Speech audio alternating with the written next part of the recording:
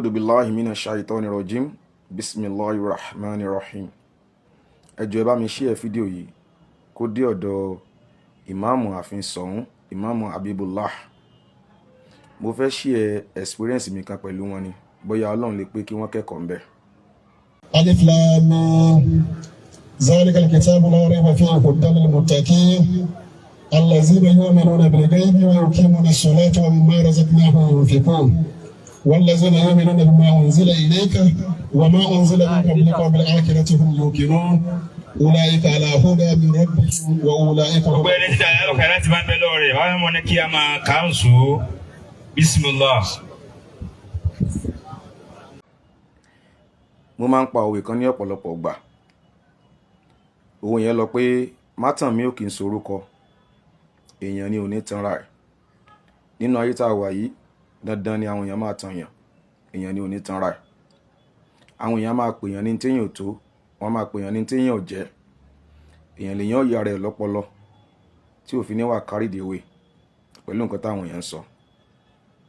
Nínú ọdún yìí, ìkànnà àwọn olólùfẹ́ bàbá Ìmáàmù Ògbómọ̀ṣọ́ wọ́n pè mí láti ìlú kan. Wọ́n láwọn ṣe parí mọ́sálásí kan. Àwọn wá ní káwọn bi mí pé ṣé màá lè ṣe ìmáàmù ní ibẹ̀, pé àwọn máa fún mi ní salary tó wà attractive, àwọn máa fún mi ní a befitting accommodation, àwọn dẹ̀ máa fún mi ní àwọn allowances kọ̀ọ̀kan.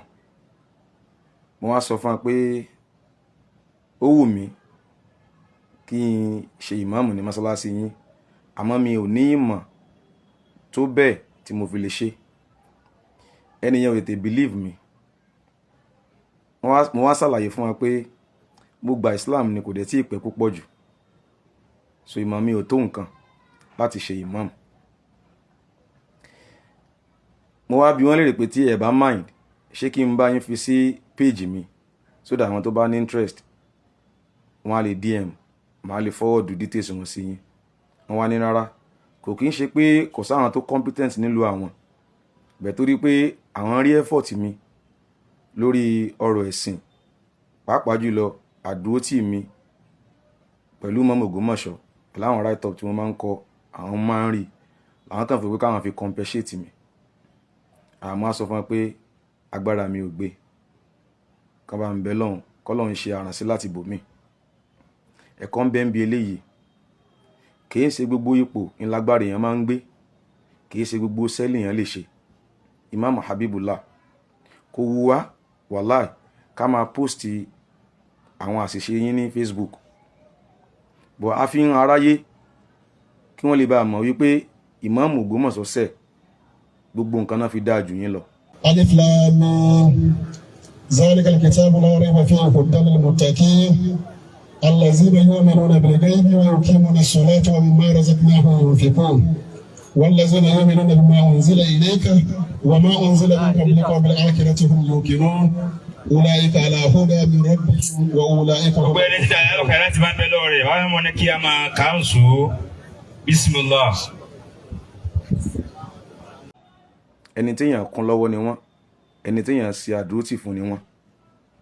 Pẹ̀lú ìlọsíwájú tó ń dé bá ẹ̀sìn ní Ògbómọ̀ṣọ́, pẹ̀lú àǹfààní tí àwọn èèyàn ń ṣe lára wọn nílùúkìlù, ìlà fi ń ṣe bẹ́ẹ̀. Ẹ jọ̀ọ́, ẹ má wo tàwọn tó ń tì yín, ẹ má wo iyì àti ẹ̀yẹ nǹkan àlùmọ́nì ilé ayé, ẹ wo tẹ̀sìn Ọlọ́run ọba. Ilé ayé tá wà yìí ẹ̀tàn jẹ́ lásán ni. Èèyàn bá àjọba, èèyàn bá àjẹjóyè, yóò dà kéèyàn jẹ gómìnà, kéèyàn jẹ president, gbogbo kéèyàn fi ilé ayé ìkọ́rọ̀ jọ, gbogbo èèyàn ó filẹ̀ náà ni. Ẹ já máa wo tàlùkìámọ̀ wa. Ká pé a rí i pé bí mo ṣe kàwé, ilẹ̀ yín náà kàwé. Bí àbá Ìmáàmù Ògbómọ̀ṣọ́ bí wọ́n ṣe gbóyìnbó dáadáa, lẹ́yìn náà gbóyìnbó dáadáa. Bí wọ́n ṣe mọ kéwú, lẹ́yìn náà mọ kéwú, a tún wá rí pé ẹ mọ̀ jù wọ́n lọ. Wàláhì nínú àwọn tí ó dúró tì yín ilé mi gan wà. Nínú àwọn tí ó dúró tì yín làbá wà, torí àpàdà rí pé àwọn tó ṣe interview fún yín lọ́jọ́ kìíní àná, wọ́n ṣe àṣìṣe ni, wọ́n ṣe arúmọjẹ ni, ẹ̀yin ló yẹ kẹ́ ẹ jẹ́ ìmáàmù. Àmọ́ gbogbo nǹkan ni ìmáàmù fi bẹ́tà yín. Ẹ dákun torí tọ́lọ́run, ẹ má wo tàwọn tó ń tì yín.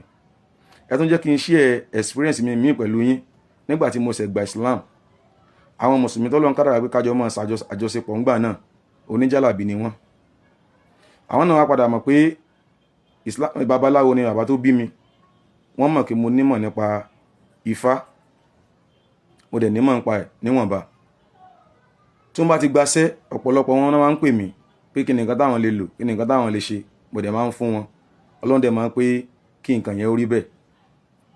débi pé ẹlòmíín nínú àkáǹtì yìí náà jogún pé lọ́wọ́ àwọn bàbá rẹ̀, àwọn odùfá ń bẹ́ẹ̀ wọn ò ní mọ bí wọ́n ṣe tẹ̀, èmi náà máa pè, èmi máa bá wọn tẹ̀, máa kọ́ wọn bí wọ́n ṣe tẹ̀. kódà àwọn míì gbé ìwé wá sọ́dọ̀ mi tó yẹ kí mo tẹ odù yẹn kọ̀ọ̀kan fún wọn báyìí sínú ìwé yẹn kálá sí àforíjìn fún wa nígbà náà. nígbà tí mo padà wá gbẹ́sìn Ọlọ́run ọba yé wípé àṣé Islam tí mò ń ṣe yìí àṣé àṣedànù ni, àṣé mi tuntun sí lójú ọ̀nà, tí mo wá gbọ́ súnà yìí, tí mo wá fi wọ́n lẹ̀, wọ́n bẹ̀rẹ̀ sí ń pè mí, ẹ má jẹ́ wọ́n bà ti yín jẹ́, ẹ má jẹ́ wọ́n tàn yín, ilé ayé yìí ò ṣe gbé lásán, àràgbé láyé nǹkan kan, àwọn àlùsùnà yẹn irọ́ ni wọ́n ń pa, ìmínú wọn náà ń sógun. wọ́n bẹ̀rẹ̀ sí ń pè mí. kí náà ń pè mí sí? torí ìwúlò tí mò ń ṣe fún wọn ni, wọn fẹ́ kí n kú lọ́dọ̀ àwọn. báwọn èèyàn ṣe rí nìyẹn.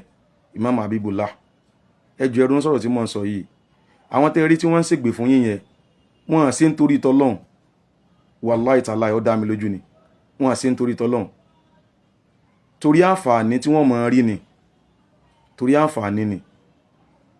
ìlọsíwájú ẹ̀sìn Islam ni ẹ jẹ́ ká wò, ẹ má wo ayé, ẹ má wo ayé.